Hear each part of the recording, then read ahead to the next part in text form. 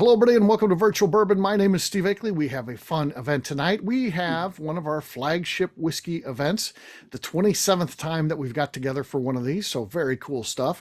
And we've got some great distillery representatives on here, so it should be interesting to try some excellent whiskey, and can't wait to do that. As always, we'll run through, and we encourage you guys to participate via the chat function when we go through and do nosing and tasting notes. We want this to be participative. We want you to share that. I know our distillery representatives typically like to hear what you guys are getting from their whiskey, so that'll be fun. So please participate in that way. And at the end, we like to leave a little bit of time at the end for some Q&A, so you can ask either the entire panel or any individual that you like. Feel free to do that. That's always a fun aspect of these. And we like to keep it right at 90 minutes. So we have a hard cutoff time of 90 minutes. And at that time, of course, we'll stop the recorder and our folks can let them go. We don't like to waste anyone's time. I'll stick around, and I even have a bonus one for you tonight from the ABV Barrel Shop. It's one of our recent store picks. Wanted to let you guys try that, and we'll talk about that one after it, part of the bonus footage, the show after the show, if you will. And so I thought, no one gets offended when you give extra whiskey, so it's an extra one for this evening. With that, what I'd like to do next is introduce all four of our distillery representatives, let you get to know them a little bit by saying hello, and then we'll get started. We'll talk to each of them individually. So first up, we're going to follow the order of the placemat. So the first up is going to be Brad Irwin. He's owner of Oregon Spirits in Bend, Oregon. Hey, Brad, how you doing, man? I'm great, Steve. Thank you. Thank you for having me. It's a privilege, and hello to everybody from Oregon. Absolutely. Looking forward to talking to you, learning more about your company and what you guys got going on. Should be fun stuff. Next up after that is Max Lentz of Baltimore Spirits Company out of Baltimore, Maryland. Hey, Max, how you doing, man? I'm doing great. Howdy from the other coast, away from Oregon. So going coast to coast tonight. Coast to coast, yeah, very nice. So yeah, that's a fun aspect for sure. Next up is Matt Ward. He is with Penelope Bourbon out of Roselle, New Jersey. Hey, Matt, how you doing, man? I'm great. Good evening to everybody. And yeah, thanks for having us. And hi from Roselle, New Jersey. Absolutely. All right. And last but not least, Elsie May. He's the national brand ambassador for Clyde May Whiskey. Hey, how you doing, Elsie? Doing well. Thanks for having me. Absolutely. So can't wait to learn more about all of these great companies, and we will do that in just a second. But with that, I'd like to go back to our first person that I introduced, Brad Irwin, again, owner of Oregon Spirits out of Bend, Oregon. Hey, Brad, let's talk some whiskey, huh? Yeah, let's talk about whiskey. All right. So how did you get involved in this business? That's a great question. Thank you. I live in Bend, Oregon, which is more known for beer. A lot of great beer is produced here because of the natural resources we have. Our water is fantastic and we have access to great grain. But I was always a bartender in my early years. I really liked cocktailing. And as I matured in the bartending industry, I became fascinated with different flavor profiles. And one of the things that really stands out about all whiskeys, not just bourbon, but all whiskeys is two or three people will have different opinions about what their favorite is and why their favorite is. And specifically with whiskey, they're not wrong. And that was fascinating to me. Unlike if we were discussing black licorice and trying to determine which black licorice was the better black licorice, we would come to consensus. Whiskey is completely different, and that I think is really fascinating. So as a bartender, I started experimenting, really trying to isolate different grain flavor profiles. What does wheat contribute to the flavor profile? So I started home distilling. I would just distill wheat. I tried just different malted barleys, different types of corn, just individually, and then really tried to isolate that, and then kind of apply that knowledge to grain bills that you knew from other distilleries.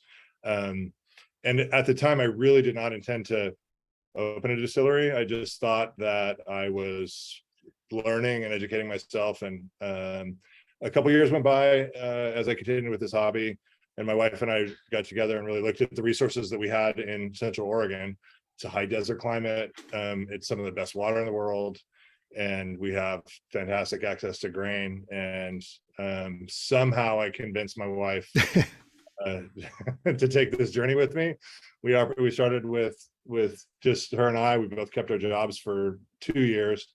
And it was after 2 years, I was able to quit my job, and then after 3 years, she was able to quit hers. And that was in 2009. Right. And so 13 years later, here we are. We're 26 employees. We're still really small operation. We produce about 600 barrels a year, most of which is bourbon, but we do have two other whiskeys. We do a 100% rye whiskey and wheat whiskey that is in the national marketplace. And we are, you can find us through Total Wine. We are Spirits Direct through Total Wine, so we're in every Total Wine. Did you have to go back to the drawing board? I mean, you said you were experimenting, sounds like for years, so you had a good handle on it. But as you open a distillery, it's a much bigger scale. Is it just literally scaling up, or is it like basically throwing everything out the window and starting again? You're throwing everything out the window, but even from facility to facility, it would be different. You're relearning a whole new process. So right. I really did jump. I mean, I did all the self-education that I could. I think that there's more education available now, 13 years later. If I were to do it again, I probably would go to either Oregon State University or one of the universities in Edinburgh, just to get a little bit better understanding. When I started, I didn't know how to drive a forklift, and I know they don't teach you that in college, but you need to know how to drive a forklift in order to own a distillery. So I have to credit the fact that I got lucky a lot of times along the way, and was supported by good people. A lot of people believed in the vision, and I couldn't ask for more. Yeah. So you're learning, how to make the whiskey and all those type of things, but there's so much other regulations and rules and all that. What was it like, dealing with all that stuff? I'm really thankful that my wife is really good at that kind of stuff, because I cannot.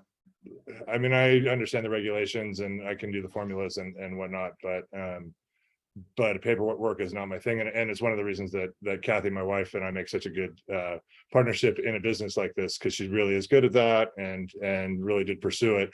And in 2009, the TTB and the state of Oregon was not ready for craft distilling to be onboarded. I think there was in Oregon, there was 13 distilleries at the time, and I was the 14th, and the country had less than 600. And now I think we're over 2,000, and the growing period for that regulatory process was pretty incredible on the TTB's part. They weren't ready to not know the answers to my questions. So. Right. What did you want to be when you started to start? Because there's a lot of business models out there. You gotta kind of decide who you are, what you want to be. I certainly did think, and I bet you your other three guests today, and every guest you probably ever had who's been a founder, I thought it was going to be easier, and I thought that the pathway to success was quicker and less challenging. And I'd had a business before. I didn't think it was going to be without challenges, but I was going to be certainly wealthy by now. I have a lot more barrels of whiskey. I didn't imagine that 13 years in we would have quite this many employees. We're at 26. Right. I was envisioning that we're kind of 12 maybe. But if you start something, and I'm sure you know this too, Steve, you can have a vision of what it is, but once you start down the path is, life gives you something different than what you imagine. All the planning in the world, it's just got to come out down the window. What happens, out there. I'm getting that, certainly, as owning my first brick and mortar type of business. So outside the world of just podcasting. So yeah. So how did you make it during the lean years, the early years? Because you talked about the whiskeys that you've got, and of course, whiskey is a product that needs to be aged. So how are you making it go with things early on? We produced a vodka. We have a fantastic absinthe, and we make a gin as well.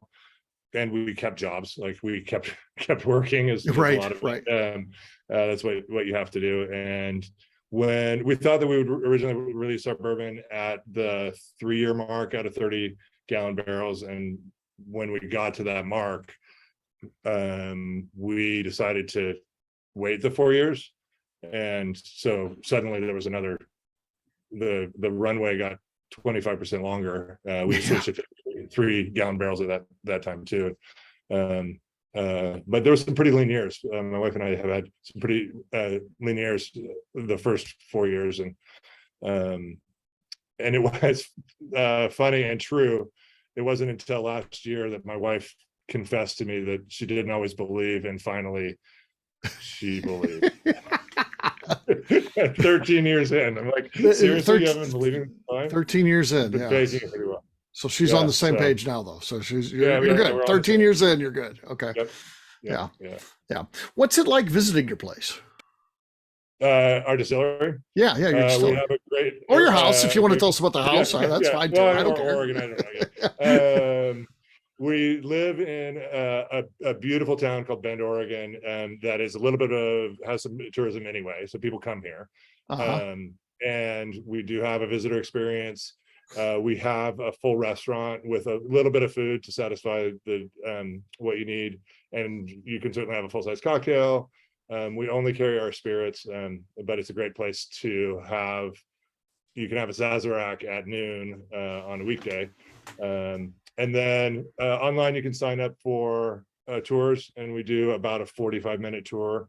There's a big viewing window, so you can see what we're all about during your experience. And so if you don't want to tour, we've been really open with our process the whole time, and it's really part of what we wanted to be. Is we wanted everybody to know exactly what we're doing and what we're about.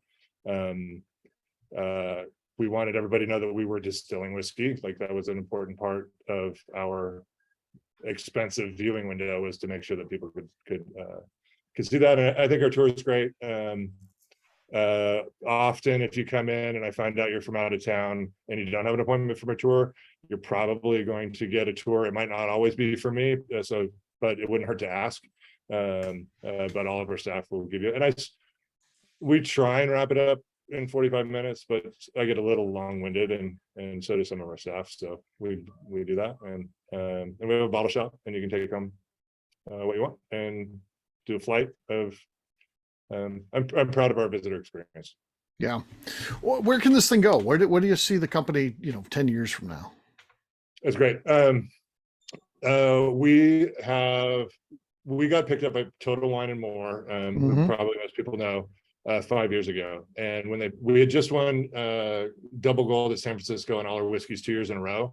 Yeah, and we caught their eye, and our production wasn't big enough, and we thought we were working really hard. And they came to us and they said, "Hey, we're going to take you, but you need to double your production." So we went from 300 barrels, which isn't a lot, but it's a lot for us, to 600 barrel annual production.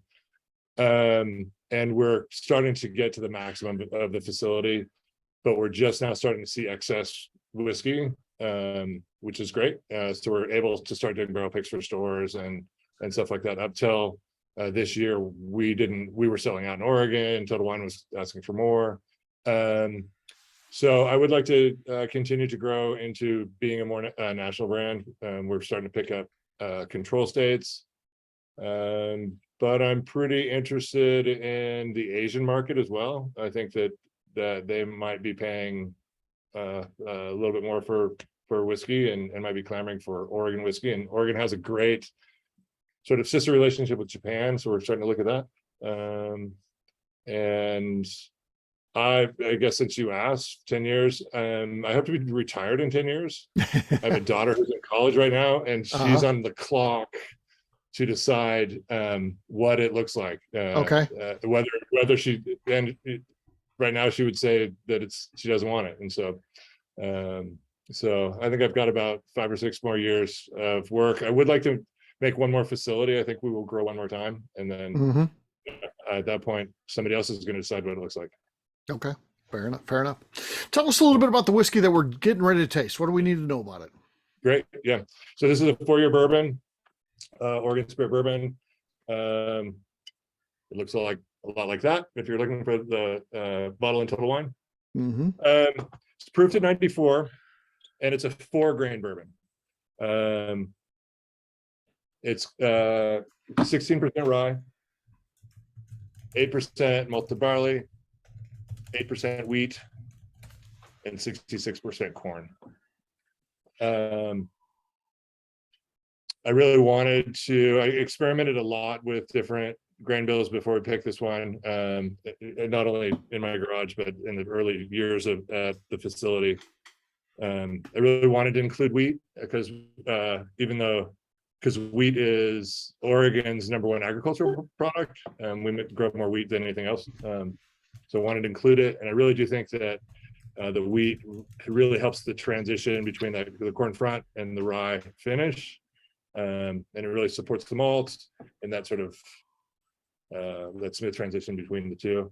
Mm-hmm. Played a lot around with the numbers, 66, 88, and 16. And one day my wife came to me and said, "You just got to pick it.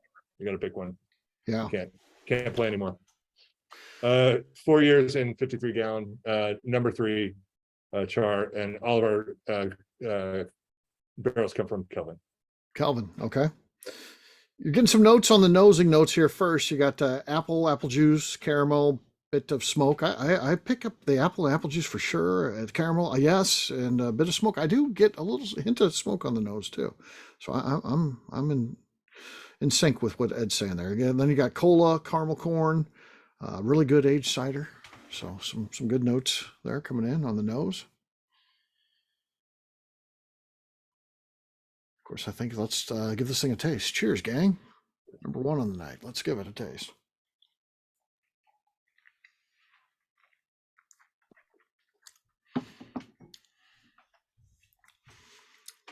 Blaine says fruity gum. Yeah, it's really good. It is sweet, almost like a chewing gum on the taste. It's got a little spice at the back though, which is nice. And the finish kind of lingers, warms you up, and lingers a little bit. So that's nice. I'm proud of our finish. I really like the kind of the way it kind of drifts off into forever. Yeah. That sits with you. What are you guys getting? Some sweet and spicy from Mr. Murph.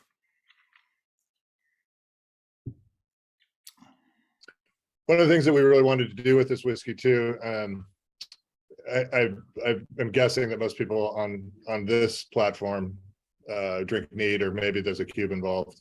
But we definitely wanted something that appealed to the old-fashioned drinker as well. We wanted a whiskey that was going to be big enough that if you did put a sugar cube or some bitters underneath it, right, that it's going to hold up to it. So we proofed it in 94, which I really do like. We do a bottle and bond version as well, but I really, and with all our spirits, one of the things we're really looking for is balance. Like we really want to find that balanced flavor profile. Yeah, I'm proud of this. Yeah, right. So I got a couple other ones coming in: molasses and corn. Definitely agree. They're both great neat. Could also hold up in an old fashioned. That's good. Apple comes through on the palate. Yes, the apple is there. I agree. Sweet apple, syrupy up front, black pepper, spice on the finish. Yeah, that finish is very nice. Really, surprisingly bold. So yeah. So it's really a nice experience.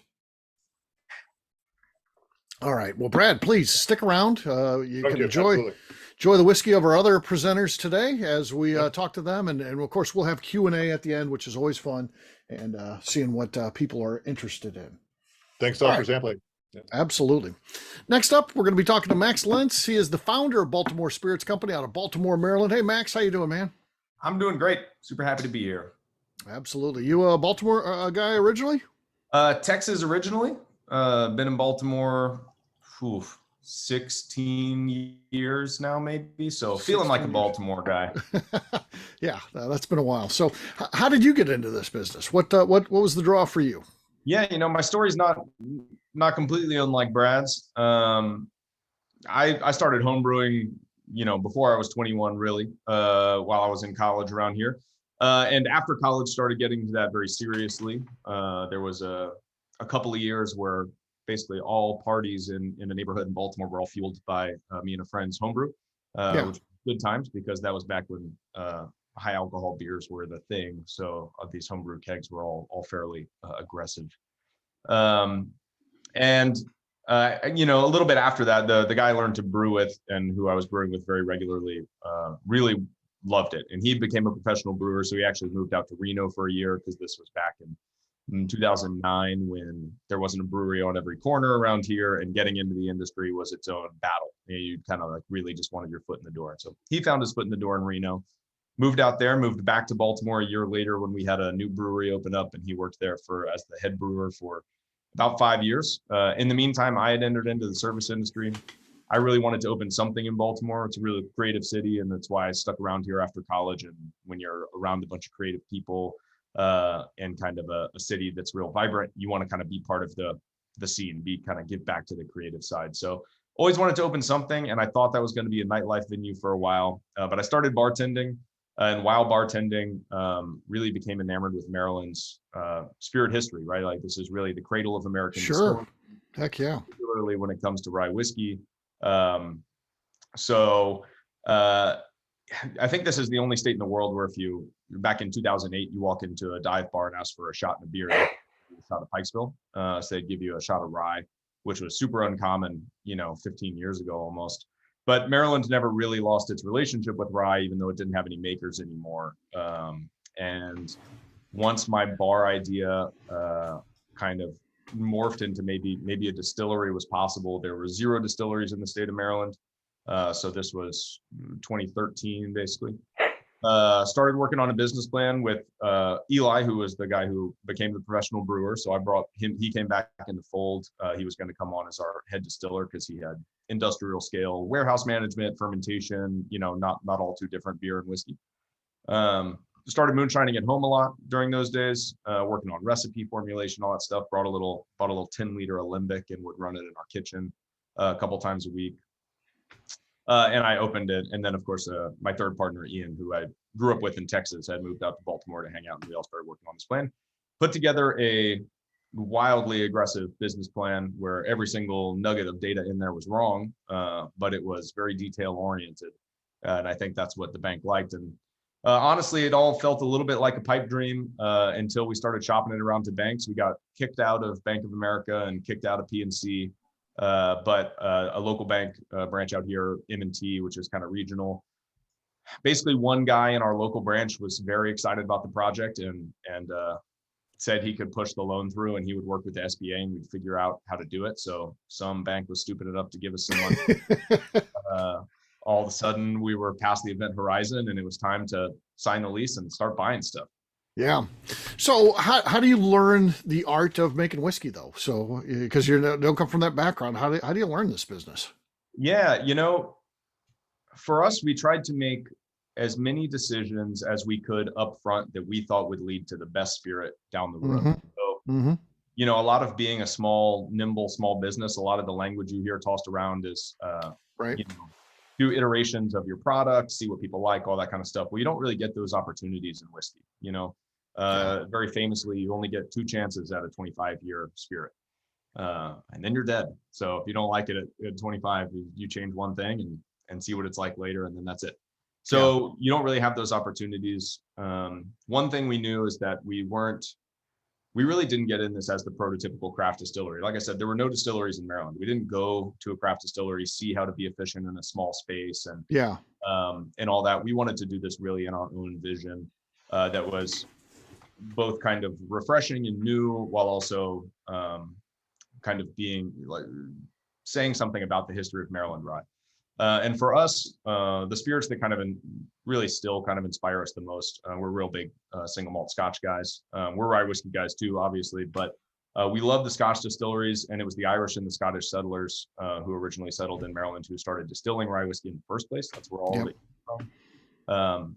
And so we didn't really build a prototypical American distillery here. We really built a tiny little Scotch distillery. So custom copper pot still, single pass. It's short and it's fat. We kind of modeled it hypothetically after the old Lagavulin stills.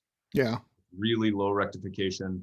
It is incredibly slow. I'm very confident that we are one of the slowest distilleries in the world. We distill about 1/3 the speed of Glengoyne, which I believe is the slowest Scotch distillery. And that's adjusted for proof gallonage and everything. So incredibly stupid still design. It was built by a guy in Olympia, Washington, actually. Out on the West Coast. So one guy built it, biggest still he ever built.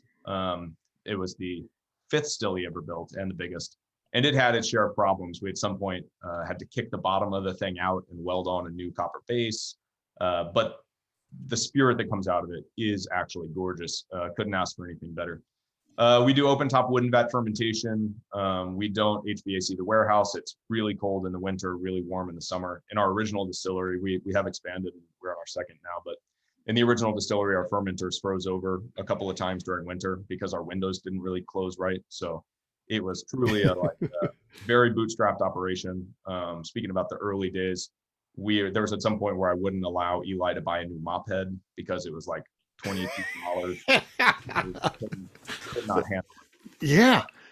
I mean, you bring up such a great point because, I love your story, first of all. Going to the bank, getting the money that you need, just the old school way of starting a business, the American dream here. But, everyone always says, whatever distillery price you come up with, double it by the time it's done. Yeah, it's got to be tough to do when you're just going to the bank and getting the money. It's not like you're you got these big time investors that you can just go hit them up again or something like that. So yeah. You go to the bank and they give you more money than you've ever been able to spend in your life, and you spend all of it, and then you realize you're still about 6 months away from opening. So you go back to the bank. Yeah. I spent all your money. May I please have some more? Then the bank gives you a second loan, and they give you a line of credit for when you spend that money and then you open. And then what you do is you spend the loan, and then you spend the entirety of the line of credit trying to finish your build out and get open. And what you do ideally, and I say this from experience, I think the right way to do it is to open with about $2,000 in the bank. Coming up, that's about 2 weeks away. So, don't take my advice, anybody. But that's what we did. We had to go back and get a second loan, and then they gave us a line of credit. And we had almost none of the line of credit left when we opened. It was like ship product out, get the check in, and spend the check all at once, trying to pay people. I sold a bunch of my personal belongings, trying to stay open and just skip some paychecks early on. I'm certainly not the only person who started a distillery that had to do that. Well, you had to sell something to buy that mop head. You're not going right. That's true. Yeah. So tell us a little bit about your product lineup today. We're going to talk about the whiskey in a second here. So we can kind of table that one for just a moment. What else you guys make and sell? Yeah. Pretty broad, and it goes from a pretty traditional to pretty eclectic. We were a 2-person company. Ian kept his job and was our kind of CFO, just handled the bills and the QuickBooks. But Eli and myself were the hands on deck for a long time. So there's not a lot of people to say no if somebody's really enthusiastic about something. So it started out with Shot Tower Gin, which is, in my opinion, one of the great American dries that's out there. I'm kind of a true believer in that spirit. And that was developed on the 10-liter still. And we did just do the math, and we just multiplied it up to a 250-gallon batch. And we've won something like eight gold medals in international competitions with it. Okay. It was humble beginnings for Shot Tower, but that was great. And we introduced some apple brandy products, which of course have a history even longer than rye whiskey in these parts. So we wanted to do that stuff. And we started very traditional with the apple brandy. We introduced a smoked apple brandy. So we do an apple brandy that we actually distill like a mezcal. Yeah. Which of course I could spend a long time talking about, but the short version is we don't, we do a smoked apple fermentation, and we don't do a hearts cut like every other apple brandy. We actually distill through the tails and use the very kind of smoky tails of the spirit run to proof the spirit down to bottling proof, which is something pretty unique to mezcal production, and it captures a lot of the similar smoke phenols. Really cool spirit. We do a line of Amari, and we've introduced some other gins as well. We do a barrel roasted gin, and we've just introduced a Pimm's Cup style summer cup liqueur with our Shot Tower as a base, which is nice. Then the line of whiskeys. Yeah. Well, and we asked Brad about this as well. What is it like visiting your facility? What's a tour experience like? It's great. It's gone through a couple of phases. The original distillery was in a valley next to the dump, and that was less than amazing for a visitor, but we do love it when people come to the new spot and have been there, so they can kind of see where it was we came from. But the new distillery is great. During the shutdown, so in 2019, we got a law change that would finally allow us to actually make cocktails on site with our own spirits. So Maryland was fairly restrictive. We were only allowed to serve half-ounce pours, three per person per visit, in plastic cups, no reusable glassware. Got that law changed in 2019 that allows us to mix drinks on site with non-alcoholic mixers, so it's still all our booze. In 2020 into 2021, got to build out our cocktail room. So we have a new cocktail room that doubles as an art gallery for local artists. So there's always great art all over the place, full cocktail list. And one of the big draws is that if you do want to come do a tour of the facility, the only tour experience we really offer is a fairly extensive one. It takes about 2 hours. You get a little history of rye whiskey and how we relate to that history. You get a tour of our facility, and then you get to taste our core epic rye and 3 different barrel finishes, blend them together however it would be if you were a master blender, and we'll actually blend your custom bottle and you get to leave with it. Nice. So everyone leaves with a 375 of their own making, which is pretty fun. Yeah, that is fun. All right, let's talk a little bit about the whiskey that we're going to be trying here tonight. What do we need to know about this one? Epic rye.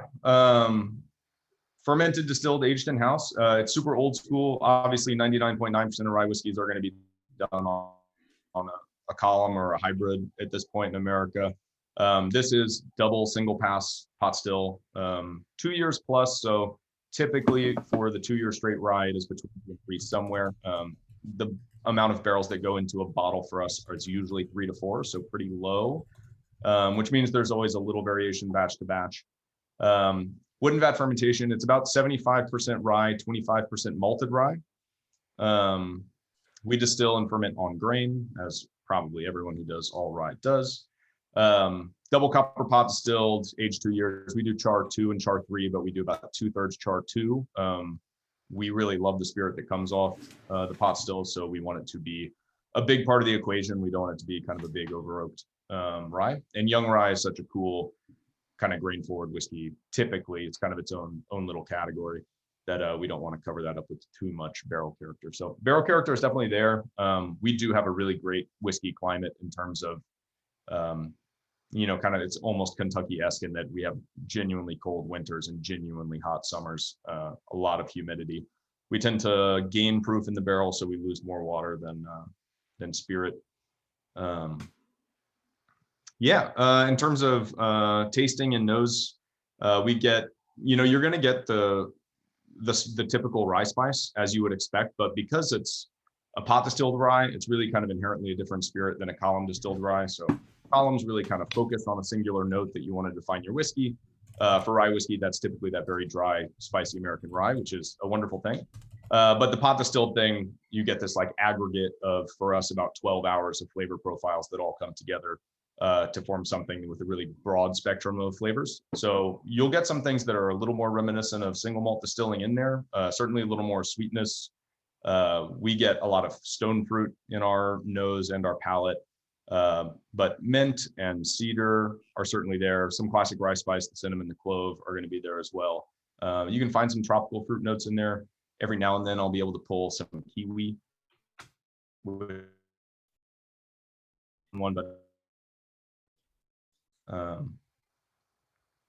and some malt, and of course some rye bread and good stuff like that. You're getting a lot of notes here on the nose. So grass and eucalyptus, strawberry, honeysuckle. Let's see what else here. It's even so many got off the screen there. Baked apple cobbler, peach, stone fruit across the board, hints of oak and cedar, grapes. This is all just on the nose here. Bit of wood, dark stone fruits like plum, black tea, hint of root beer. I like that.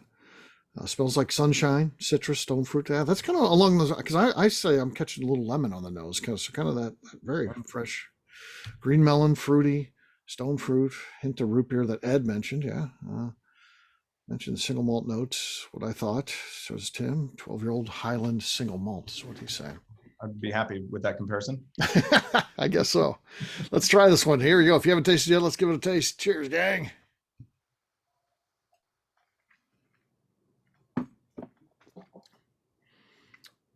Woohoo, that is good. Man, oh man. Definitely fruity. I get lemon on the nose and on the taste, so I don't know about everybody else, but I'm catching them. Again, a little spicy, like our first one. I get a lot of burnt sugar typically in it. Yeah, I like that. What else are you guys getting as you taste this one? coming in from the crew.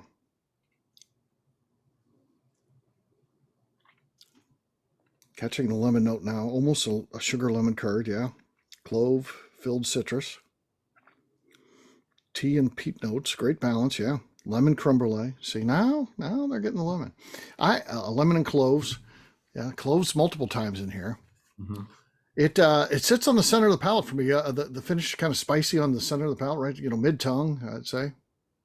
Oh, good news for you here. You're going to be excited about this, Max. Mr. Bill says, I like it. That's the greatest review he can give you. That's his top score. That's something you may want to put on the back of the bottle. Mr. Bill says, I like I'm it. gonna pull that for my media kit. Feel free to use that. Oh, that's good. Yeah. Lemon pith. Yeah, there you go. Black pepper clove. Nice. A lot of that stuff going on. Very good. Very enjoyable pour here. Definitely very good. Where can you find this stuff? So currently it's Maryland and DC only. We do have a 3-year cast strength out around here as well.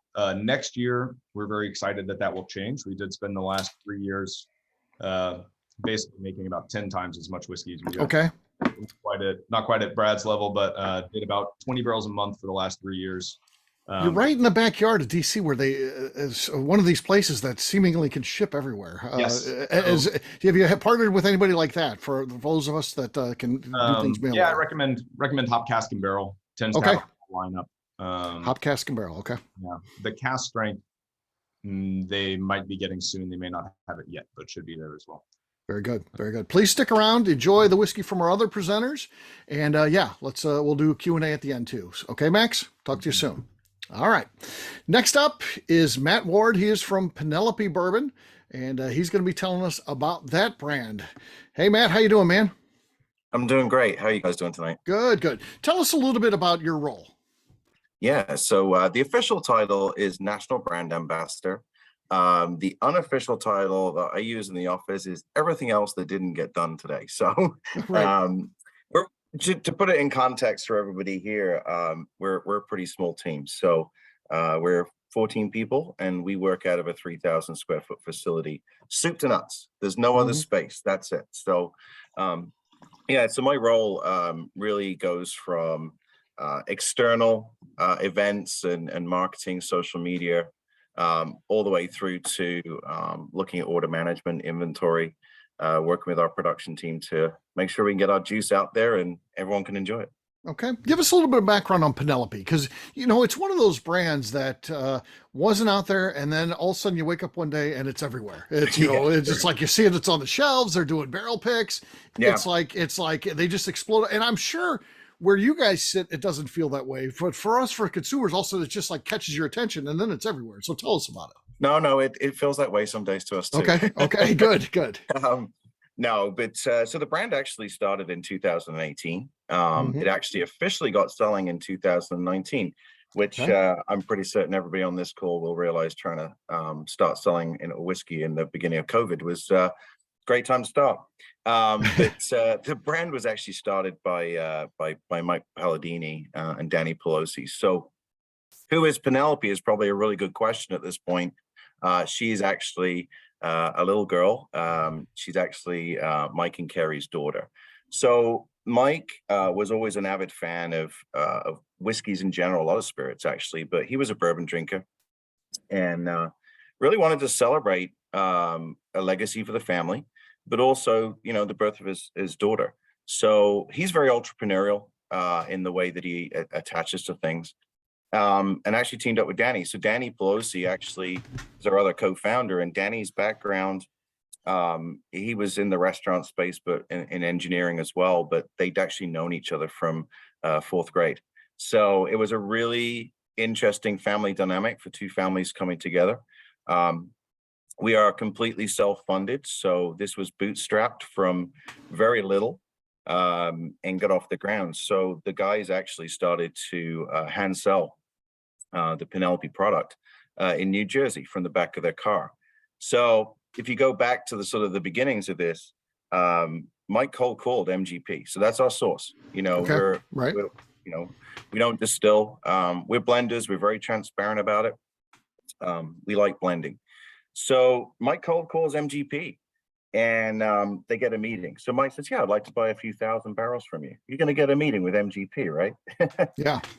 They walked out of that meeting with their 4-grain blend, or our 4-grain blend, I should say, and 6 barrels. So this is where it all started. They actually got 6 bottles, 6 barrels, I should say, bottled at that point. And it's kind of interesting because both Mike and Danny, they're not from the liquor industry at all. So there was a lot of learning, and there was a lot of grace and favor. So to give you an example behind that, Mike, very entrepreneurial with his brother, actually started a mattress firm called Bear Mattress. So they would actually use mattresses to incentivize people to work with us and actually help us bottle, and it worked. It was pretty good. And actually, it's still a program that we run today, actually. Really? It works real well. So that's kind of the sort of how it all began. And then we stick here. And how do these guys learn? I mean, there's such a skill there. I mean, I can't just pick, do the fickle finger of fate here, just point to someone and say, okay, tomorrow you're a blender. How do you learn to do that? How do these guys learn that skill?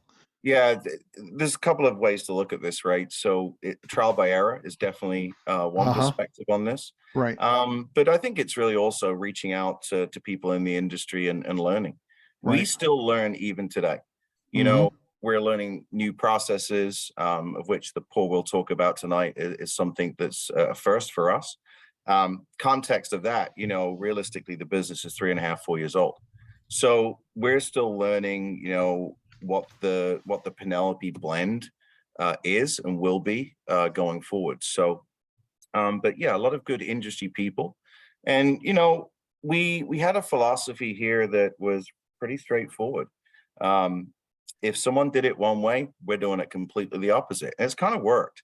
So it's just given us the ability to reach out to the right people. And 9 times out of 10, we're just figuring it out as we go along. And I know that sounds very cliche, but it's kind of the best way to do it, because we sit in the office, a lot, and we talk strategy and what we're going to do next. I think you can listen to prior advice, but the gut always tells you what's the right thing to do. So that's how we're learning a little bit here. Yeah. Will there ever be a distillery? Because, you'd like to think, well, it's always no, but then, I hear someone like Blue Run, great success doing the thing. And I think, they're doing just a great job sourcing product. They'll probably never get a distillery. And then lo and behold, within the last month, hey, they're opening a distillery. So will there ever be a Penelope distillery out there? So it's an interesting discussion that we have a lot. There's 2 factors, there's a lot of factors that come into it. And I think some of our other friends here from these great distilleries will have the answer. It's money, right? Right. You've got to, have that money and that investment. Right now, what we make and produce goes straight back into the business to keep the train rolling. So, right.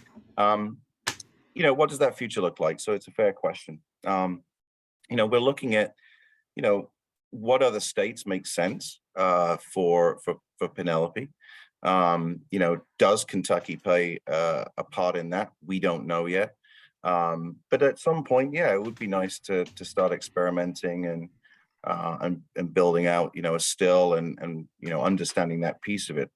I think you got to approach this in a very cautious way, because you can spend a lot of money real fast. Right. And for us, we are sourcing, so that is a massive component of the business right now. I mean, that is both, and on the age side and new fills. So we have to balance that. Right. So a distillery in the future, yeah, sure, that would be really great. But time, money, and we still got to run the business at the same time. Yeah, the landscape's changing so rapidly, and I don't know where it's going. Maybe there'll be a correction coming up, and things will change a little bit. But right now it's not an easy time to be in the sourced whiskey business.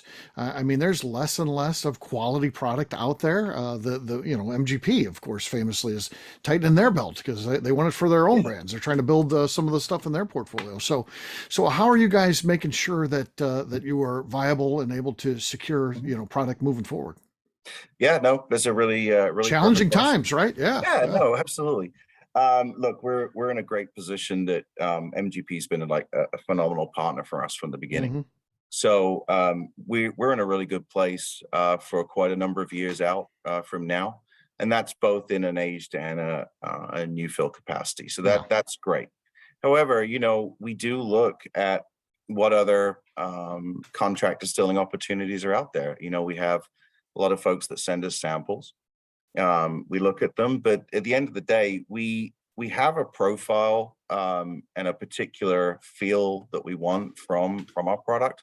So MGP has really fit that bill for us really, really well. So, but yeah, we always look for different opportunities in the contract distill side. I mean, you've got Green River is now, in the Bardstown family, and, they're starting to ramp up their capacity. So I think there's a lot of other contract opportunities out there. I think there's some, folks that are really building that capacity. I mean, if you look back a couple of years at this point, bottle capacity was short. Well, now, guess what? We're in a position where there's actually a lot of bottling capacity out there because people built up those skill sets. So I think the ability to have sourced whiskey, I think if it's a little bare right now, I don't think that will be the case in a couple of years' time.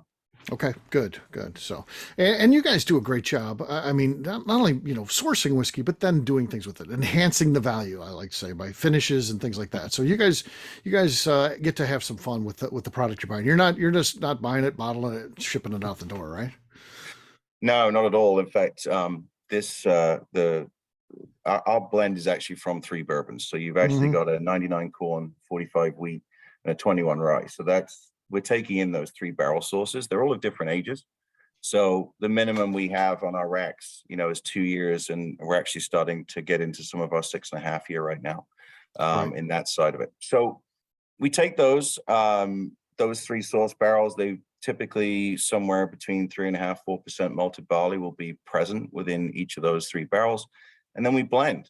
And that's kind of the fun part. We take the barrel sources that are on hand at the time, and we'll blend those to our profile. If we're doing a finish, we look really specifically at what the finish is actually. We never want to be in a position that the grain is overtaken by the finish and then vice versa. So there's a lot of experimentation that goes into that. There's some new processes that we go into, but yeah, that's kind of how we're approaching it. All right. Tell us about this whiskey that we're getting ready to try, flagship whiskey here. Yeah. So the Architect is based on that blend that I was talking about. So those 3 source barrels, they'll when we blend them together, you'll be at about a 75% corn. So most of our product line, when we do that blend, is going to be around that corn percentage, and then we feed in 15 wheat and 7 rye, and then about 3% malted barley. So some of our product line will go through a extended maturation period or a second barreling. This particular product does not. So we will blend this into a 1,000-gallon tank, and then we add French staves. So this is a little bit unique. So these are the staves. I got a kind of little show and tell. They're actually pretty thin. These are the French oak staves that we use. There's about 200 that go into the 1,000-gallon tank. They're actually from Roselle in France, and that's as part of our cooperage partnership over there. What we like about this is these staves help us build consistency in this particular bottling. So you're at 104 proof here, and what we can actually do with these French oak staves, we can take a very small sample and actually almost put it in the bottle. And then when you scale up, you're actually getting a very consistent pour. So a lot of our sampling to actually get these blends, we can do on a very small scale rather than having to drop thousands of gallons into tanks. But then when we're ready on the profile, the way that they're actually producing these with the char and toast, they use an infrared scan process. So it actually tells us the tannin level of these staves. So we're always within a percentage margin of what we actually want to achieve when they go into the blend. So you have a 45-day extraction that will take place here. The whole point of this product, actually, just to finish up here, we wanted to do a couple of things. We wanted to obviously continue our blending, but there's actually a bit of a sustainability message that we're starting to create in our distillery. And part of that was starting to reduce the amount of barrels that we actually use to give you an idea, the 1,000-gallon tank, if I was using, respectively French oak barrels, we've got 20 to 30 French oak barrels here, and I probably wouldn't be using them again. Pretty expensive. Right. This is more cost effective from not only an environmental perspective, but it actually allows us to extract finishes a little bit more consistency from that, but also from a production perspective, it's really streamlined that for us. But it actually kicked off this whole process where we're going very heavy into sustainability. So all of our case shippers are going biodegradable. We're actually looking at recycled glass very heavily at the moment. So that's where the brand, heads in that kind of path. Fun fact, the architect was my dad. Wow, that's cool. Yeah. And that's another piece of our brand. So, there's a little clues that we put in our brand. So obviously, Mike's daughter's Penelope. Danny's son is called Cooper, and he's actually got a whole series. So our finished series actually is called the Cooper's series. Yep. And I was very lucky enough to be able to put a little my family into that as well. Very cool. A couple of nosing notes here: salted caramel, vanilla cream, cinnamon spice, nutmeg on the nose, lots of baking spices, fresh cinnamon, raisin bagel. There you go. I get that. Milk chocolate, dark cherries, and light wood. Not bad. Not bad. Yeah, that's pretty good. Let's give this one a taste. Right. Number 3. Cheers, gang. Yeah, so this is batch 3. So this is actually our latest batch. Mm-hmm. Oh yeah, very it flows through different flavors as it goes through the palate on this one. Yeah, sweet. You do catch a little bit of the oak in there too. Again, kind of a little bit of a spiciness, kind of all throughout the palate on this one. Yeah, we wanted to be kind of like you're drinking a whiskey, but in a winery. That was the whole kind of emphasis behind this. The stave types have changed, and that's the other thing about the architect is we do change them. So build 1, 2, and 3 have actually all had different staves in them. So this is actually our medium. They call it a complex because in France they like to give like really cool names to everything, like intense and complex and delicate. But yeah, the future of this product may not just be French oak. We're definitely playing with some other stave combinations that we can then bring out and have some fun with. All right. Let's see if we get any tasting notes from the crew here besides what I shared. Okay. Mexican hot chocolate from Katie. I like that one. Yeah, that's I'm good. going to steal some of these tasting notes, by the way. Yeah. That's good stuff. What else you guys getting? They'll all come in a flood. That's how it always typically happens. So no, I like that. I like that. Yeah, this was an interesting development. So we initially, just to give you an idea on how the proofing was done with this. So we actually proofed this 90 through 110. We actually consistently found that 104 is a really sweet spot for this pour. There has been some cast strength versions of it in our barrel program, which are equally great. But from the bottle that sits on the shelf in the retail stores, this one seems to be hitting the sweet spot. Yeah, boy, it is quite good. So yeah, you've got fresh grass, cocoa nibs, black pepper, Sacre Blue. Nice. Spices galore. Love the Mexican hot chocolate, black pepper, some tobacco as well. Yep. Dark cherries, spicy oak, dark cherry again. Easy drinker. Wait, yeah, it does drink below its proof. I agree with that, Mr. Murph. Very. It's a porch drinking bourbon. You could just drink this one till you fall off the porch. One of those, right? Sweet honey. Yeah, that's fair. Caramel. I've done that a few times. Yeah. Building spice and dry oak, yes. And late on the taste, some licorice coming in there too. So very nice stuff. Very good. Once again, another very enjoyable whiskey. Again, just a great sipper. So appreciate you bringing that to us. And no, thank you for having us. Please stick around, Matt, and we'll bring you back for the Q&A. Okay. Oh, no problem. All right. Next up, we're going to talk to Elsie May of the brand ambassador for the Clyde May Whiskey Company. Hey, Elsie, how you doing? Well, how are you? Thanks for having me. Absolutely. So I think our conversation needs to start with who is Clyde May? Tell us about Clyde May. Yeah, so Clyde May is actually my grandfather. So I'm LC stands for Lewis Clyde May. He was Lewis Clyde May. I'm Lewis Clyde May the second. And my grandfather was actually a moonshiner. He never sold a legal bottle in his entire life. From the time he started making in 1946 until he died in 1990. Never sold a legal bottle. In fact, in the early 1970s, he was arrested, served 8 months in prison for making whiskey. That was the only time between 46 and 90 that he wasn't making whiskey, was when he was in prison.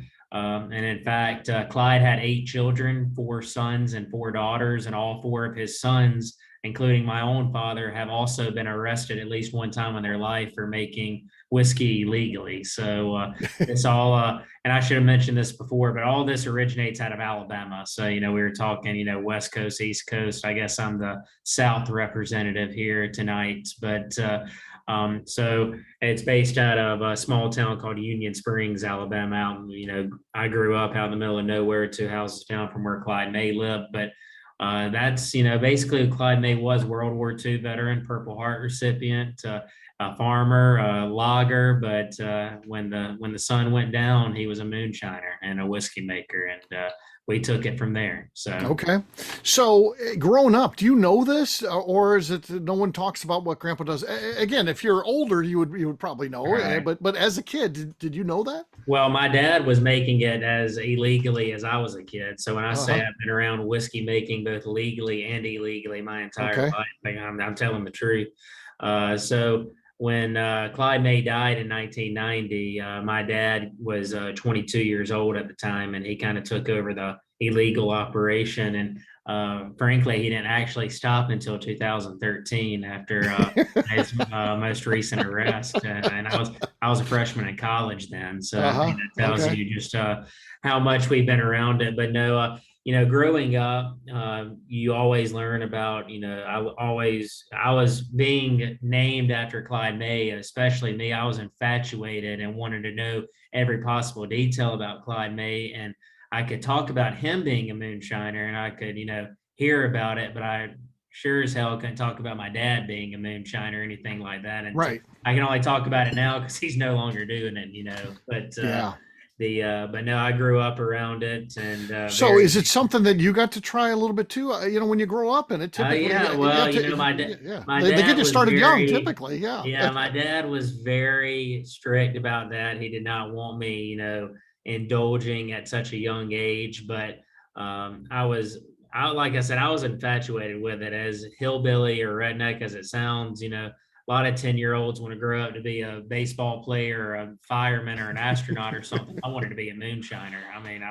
And my mom, the school teacher, hated to hear that. She's all about education and stuff, but I'm sure it made my dad proud. But no, when I was younger, I was about 10 or 11 years old, and I was begging him to let me taste, and he poured what would probably be the equivalent of 2 eye drops, not even close to a 1/4 ounce or nothing. And just enough to get on my tongue for it to basically instantly evaporate. And obviously my palate at the time was sweet tea and Kool-Aid, so I didn't have much of a palate for moonshine as a 10-year-old. But now I got to taste a little bit, and as I got older, I would take little sips. And of course, as I became of legal age, I'm not encouraging underage drinking, right?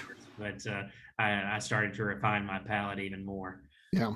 So how does the brand come together then? What leads to this going legal, if you will? Yeah. So one of Clyde's children, my uncle, whose name was Kenny May, he has since passed, but in 1999, he started seeking ways to distill whiskey in Alabama, because my grandfather was very unique that he actually took the time to age a lot of his moonshine into whiskey.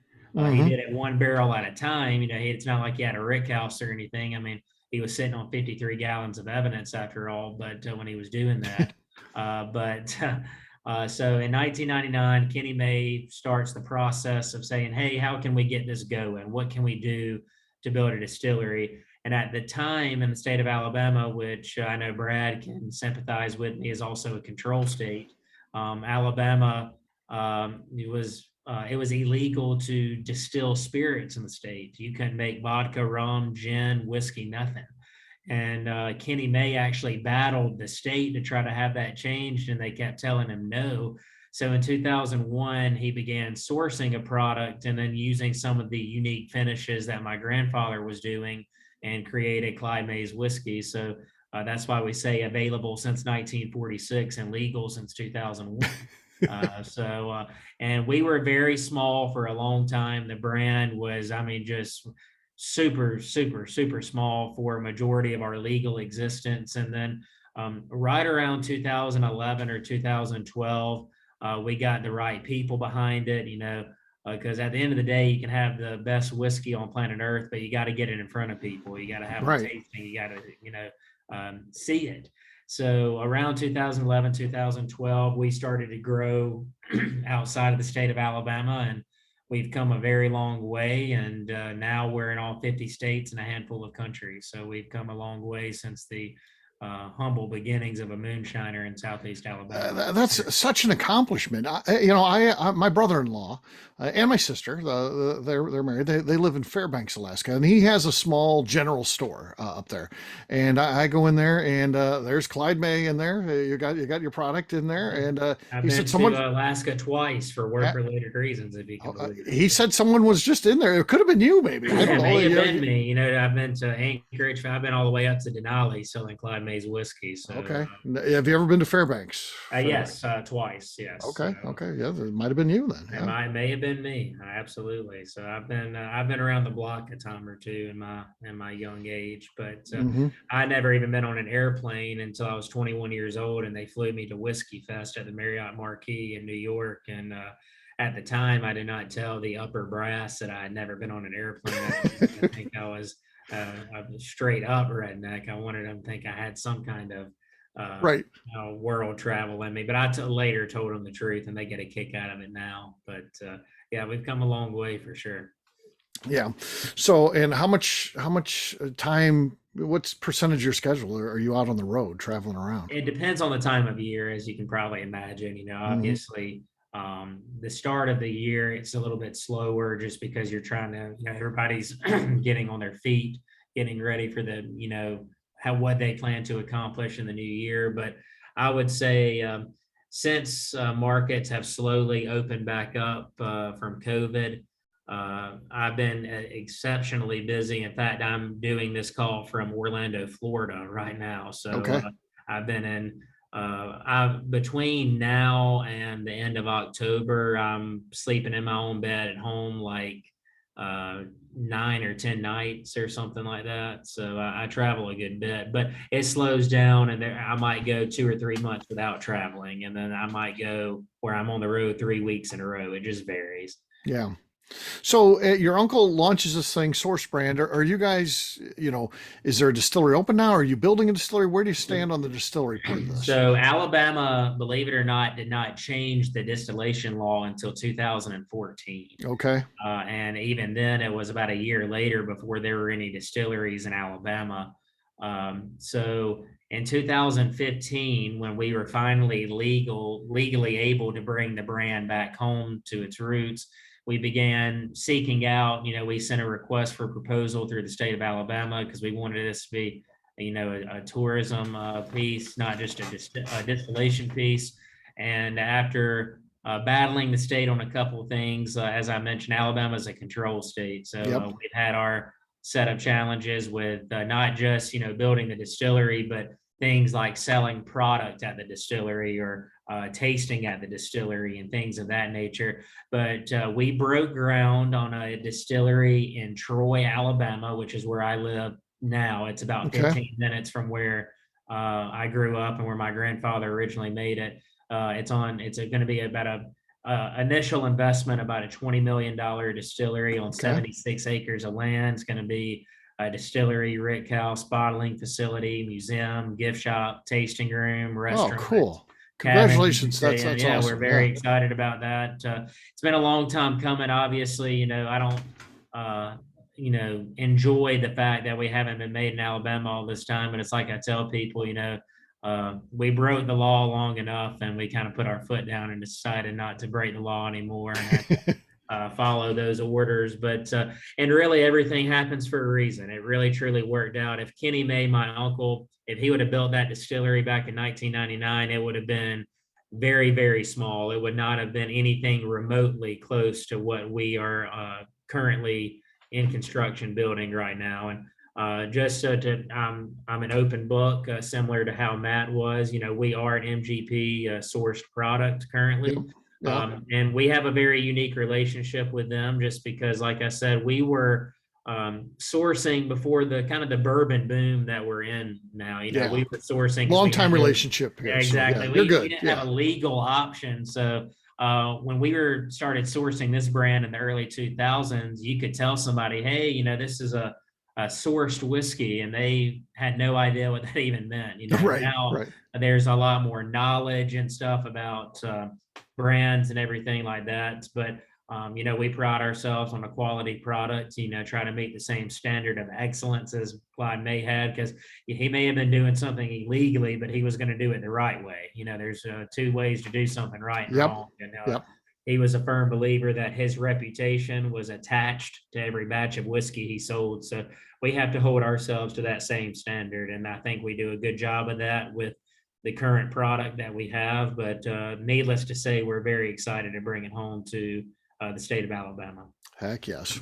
Tell us a little bit about this whiskey as we get ready to taste this one. Yeah, absolutely. You're tasting, if you look over my shoulder here, kind of the back drop of my screen, there's a red bottle. That's what you're drinking. It is a small batch straight bourbon. It's 6 years old. It's aged for 6 years, and it's 110 proof, which normally if I'm in just a regular everyday consumer setting, I'd say, yeah, it's a little bit on the high side, but for a group of professionals like this one, it's not on the high side. It's in fact, obviously, the higher proof bourbons are kind of the rage right now anyway.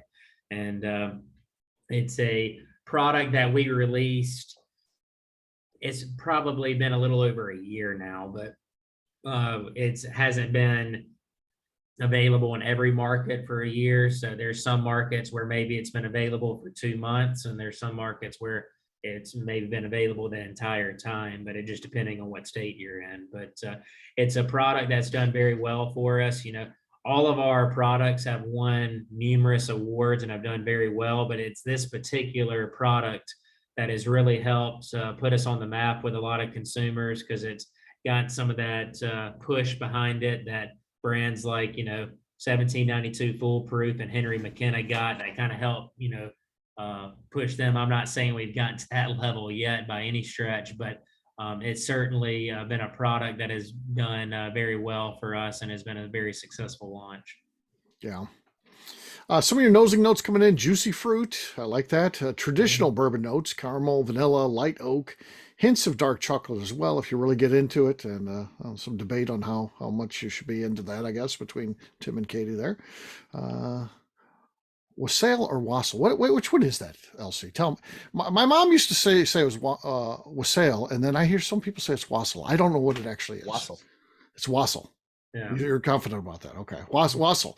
The spice. That's how I've always heard it. Wassail. No, she used to say, no, my mom would correct me because she would it's in the song, wassail, and I don't know what the song is. So just her backup, I didn't know what it was. So yeah. Just a rule of thumb, asking a boy from Union Springs, Alabama, how to pronounce anything is probably not the way to go to begin with, just to be honest with you. But right. So I used to talk a lot more country than I do now. Not that I don't anymore, but it's something that I see some of this. Sometimes I see tasting notes from people, and they throw something at me that I've never seen before, and then I'm sitting there thinking, should I even attempt to pronounce this? But no. Wassail. See, Laura I think she's agreeing with my mom. What wassail? Yeah, that's how my mom said it. But I do see LC said wassail though. So that's how I've heard it. That's how I know that's how it's yeah. I mean, it's right, but that's this is not a debate I thought we'd get into tonight, but yeah, it's just, I didn't expect that. Yeah, right. Where are you looking at your notes? So there's no wassail question on here. It is the Christmas drink thing that raisin, cherry, cinnamon, caramel, butter, dried cherry, hay, melon. Hints of marzipan. This is the wrong event. You're on a different event. You might want to check your notes there. He's from the South. Smells like a little dessert samplers you get in the resort in Cancun. That's very specific. I don't know that all of us have that exact same experience of getting the dessert sampler in Cancun, but if we do, that's what you get right here. I love specific notes like that. Yeah, that's a lot of tasting notes. Obviously, it's something that I think it was said earlier. There's no wrong answer really. It's always about what you get, and a lot of what we get in various bourbons and whiskeys is based on our experience around certain, scents and things like that. I have a close friend of mine who's owns a bakery, and every time she noses any bourbon, she's always pulling out the common baking spices and stuff like that. And it's because she's around that a lot. That's what she goes back to. Yeah, makes sense. It's always something, you always tend to find something you go back to or connect with. I always like hearing stuff like that. Yeah. Well, last one. Let's give this a taste. If you haven't done so already, I have not. So let me taste this thing. Cheers, gang.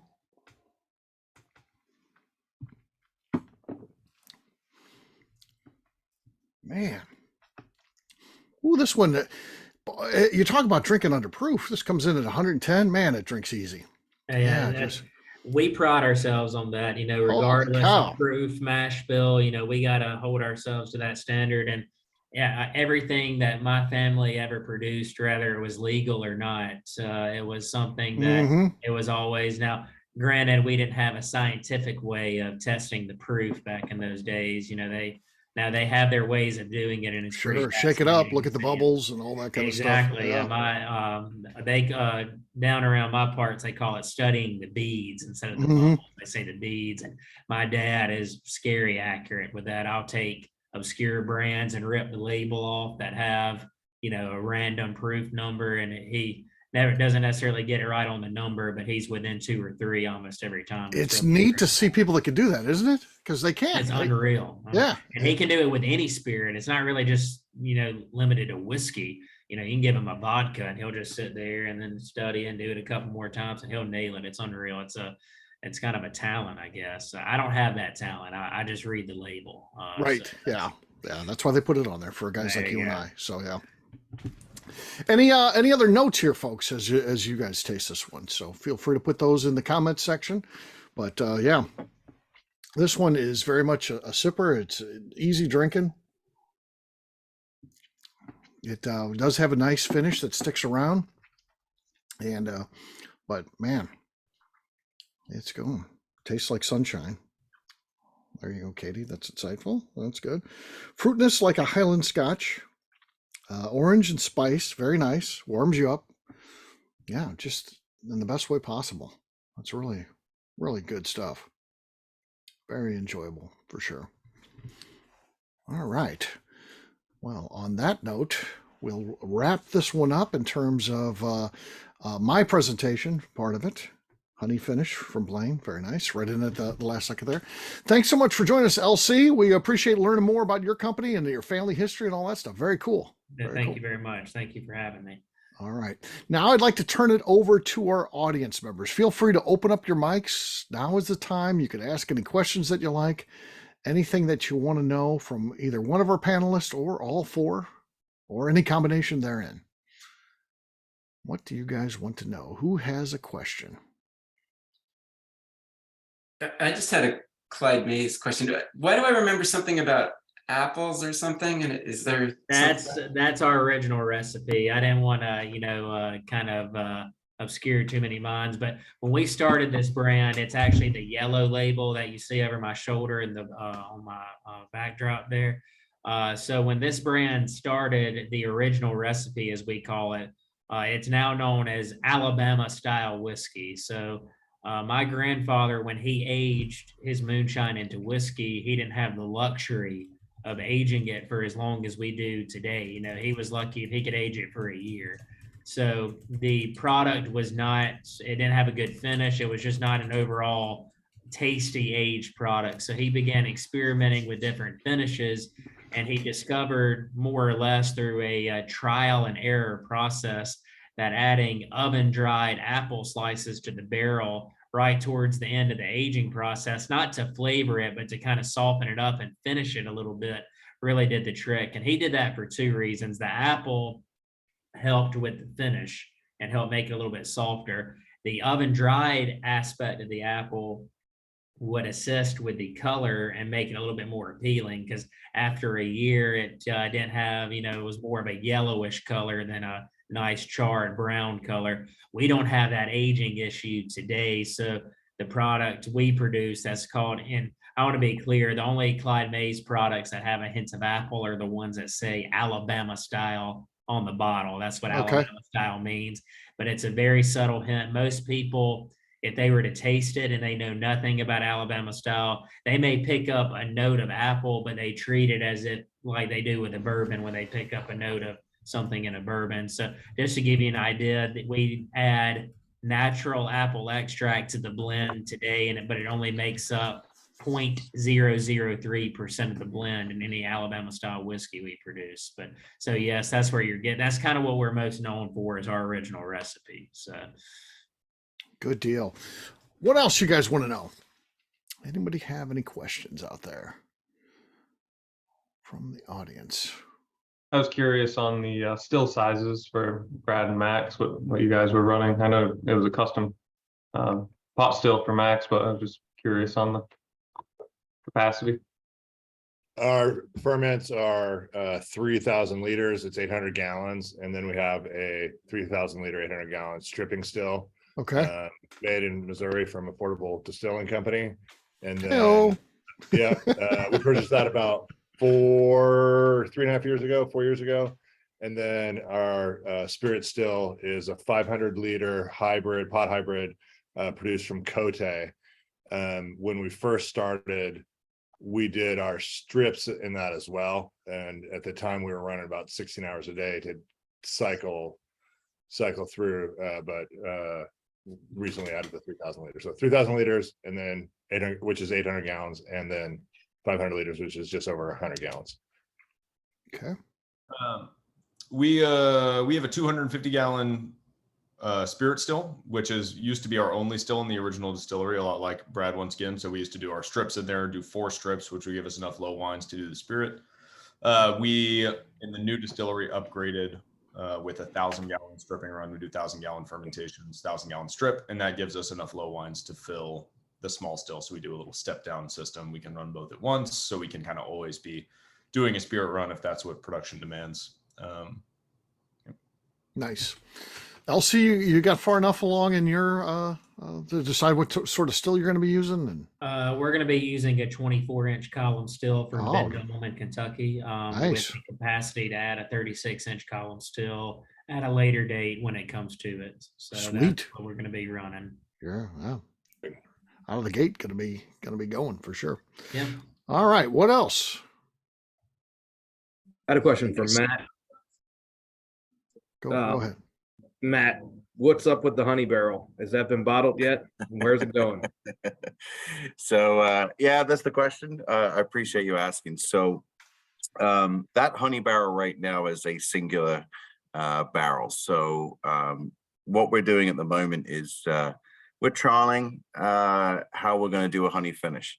It's not as easy as it looks, because we got a couple of processes that we're working on right now to kind of work out how to refine. There's a lot of honey residual left in those barrels, so you still want to have, you still want to have the flavor profile, but equally you also want to produce it at scale. So right now it's actually an R&D barrel that we're messing around with a little bit, but we're hoping to do more honey production probably in the first quarter of next year. That's good to hear, because it's absolutely fantastic. Yeah, I'm glad you got to try it. Yeah. Cool. All right. Anything else you guys want to know? We don't have Bear here, so we don't have our final question. Usually Melanie Robinson's got something, but she's. Here, I've got a question. Okay, Jason, what do you got? For Oregon spirits, the most of the Pacific Northwest experience I've got with the single malt distilleries up there, and as you mentioned, there's there's been a huge impact of how brewery backgrounds and fermentation have had in those spirits. What degree do you think that that fermentation background can have on the traditional American rye and bourbon palates without going like way too far? That's a great question. The Pacific Northwest is the home of a lot of great breweries, and the fermentation of beer is different than what I think the fermentation of whiskey is. However, there are a lot of great malt whiskey producers in Oregon that are coming from the beer background. And the biggest thing, Jason, I think this is what you're referring to, is a beer brewer is going to louder. They're going to strain out their grains and their equipment, and they will not be distilling on the grain. And that is not the traditional American whiskey way, but it is the way that most of these people who have had jobs for 20 years in breweries and then are moving over to the distilling side. So the Oregon and Washington malt whiskey that's coming out has a little bit different flavor profile. I think that the grain comes through a lot more if you're distilling on the grain and fermenting on the grain, distilling on the grain. So I like the way that I do it, and I didn't come from a brewing background. But there is some great malt whiskey that's coming out from guys who grew up in breweries and loudered their whiskey, and sometimes it's just the equipment that's available, right? If you don't make custom equipment, if you're buying used equipment and you get a louder time, then that's a lot of times the equipment that you have will dictate your process. But I think that the grain flavor profiles and the yeast flavor profiles come through better if it's been fermented on the grain, distilled on the grain. I think that was your question, Jason. Interesting. Yeah. Very good. Got time for one more. Anybody have a final question? It looks like Melanie does have the question now. What do you got, Melanie? I do. This is for any and all the distillers. If money was no object, what would you do differently than you have done before if you had all the money necessary to begin with? Okay. Buy as many barrels as we could, as fast as we could. Honestly, and probably we would probably have kicked off building the distillery at the same time as we started to actually blend. Yeah. Okay. What do you think, Brad? I'll throw it to you next. I would have gone bigger. We grew once, and we grew as much as we could to 800-gallon mashes. Right. I would have gone bigger all the way. If you go to the small Kentucky distilleries, they're still, Peerless is 12 times the size of us, and they're probably one of the smallest in Kentucky. And I think that unlimited money would have gained an efficiency there. I probably also would have started with a marketing department, a sales department, a CFO. But I think the first thing I would have done is put all of my daughter's college money into an account that I couldn't touch with barrels. All right, Max, how about you?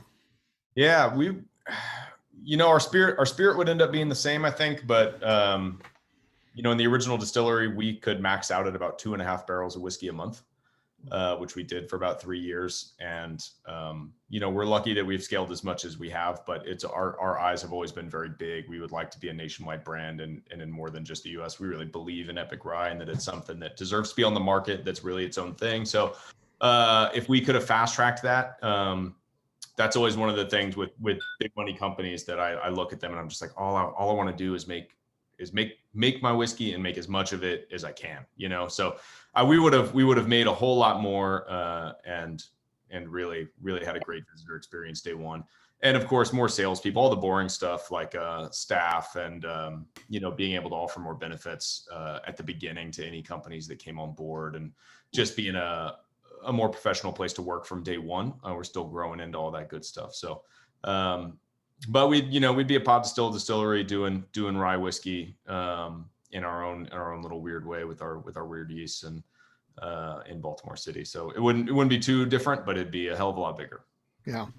Brad said more floor drains. It's amazing how many times that answer comes up when you're talking to distillers. More floor drains. It just seems like there can't be enough. I don't think so. Yeah. Part of our tour. You're right. Yeah. Yeah, that's honestly a huge thing. All right, last but not least, LC, what kind of things would you maybe do different? I think probably my answer would be as soon as it became legal to distill in Alabama, get started on construction right away. Be able to, obviously back then, capital raises and money was a factor. So if we had unlimited money, definitely would be something. And then to Matt's point as well, probably buy more barrels. Just why not? And if you got unlimited money, and that's kind of an open-ended question, maybe grease some palms of some politicians to get some of these Alabama laws changed a lot faster too. So Absolutely. yeah. So. All right. On that note, we'll wrap this one up. We will once we turn off the mics, we will talk about the bonus one, which is kind of cool. And don't forget, we have the All-Star edition coming up next month. If you haven't signed up for that, I think we have 9 tickets left for that one, so it's getting low. So please check out the All-Stars. It's a series of 3 events in October celebrating our best from year 2 from these very type of events. We are going to be expanding on this starting in 2023. We're going to have our off months. We do this every other month.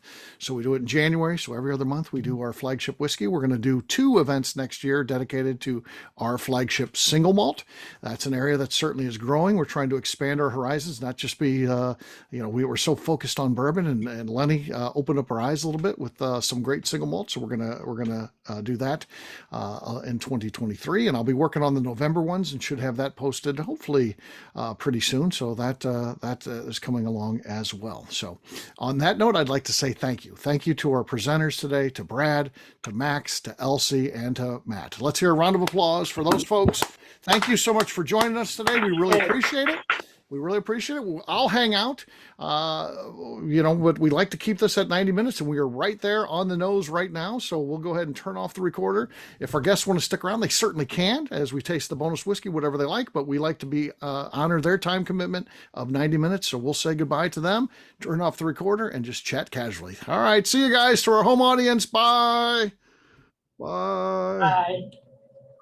Hey, thanks so much for having me. I wish I lived in a state where you could ship alcohol. I'd do these things with you as a consumer quite a bit, but y'all have been a lot of fun. I gotta take off. All right.